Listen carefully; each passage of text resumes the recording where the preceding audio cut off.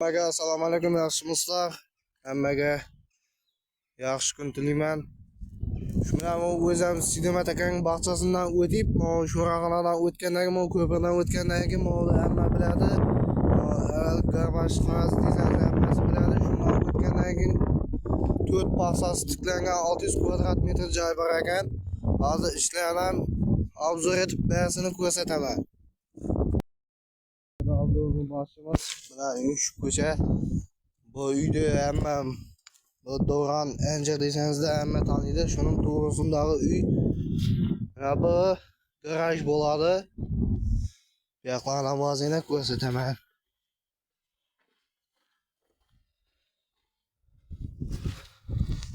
Mana bu yoqlar.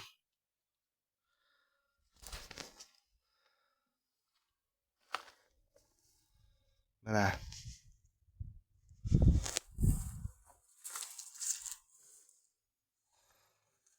yoqda da bir xonasi bor.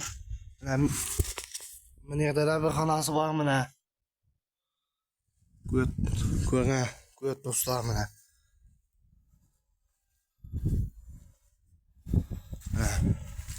Yaqinda da bir xonasi bor mana. Ne etaman desangizlar o'zlaringiz planlashtirib qilaverasizlar. So'qil poldan etam. Ajoyib netilgan quyulgan.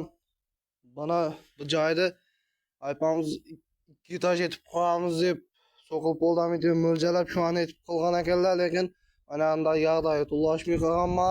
Shundayroq 1 etaj etib qo'yganlar. Yaqinda mana otiz bor.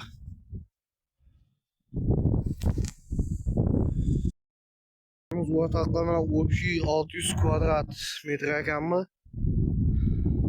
Bagası 250 milyon deyip tuttu. Eğer dengel aladigan bo'lsa, kelishamiz. Общий 600 kvadrat metre ekan. Bu joyda общий ham miri. Bagası 250 milyon, ondan dengel aladigan bo'lsa kelishamiz deydi. Telefon nomerlarini pastga yozib qoldiraman. Aloqaga chiqib o'zlaring gaplashaverasizlar. Mana joy.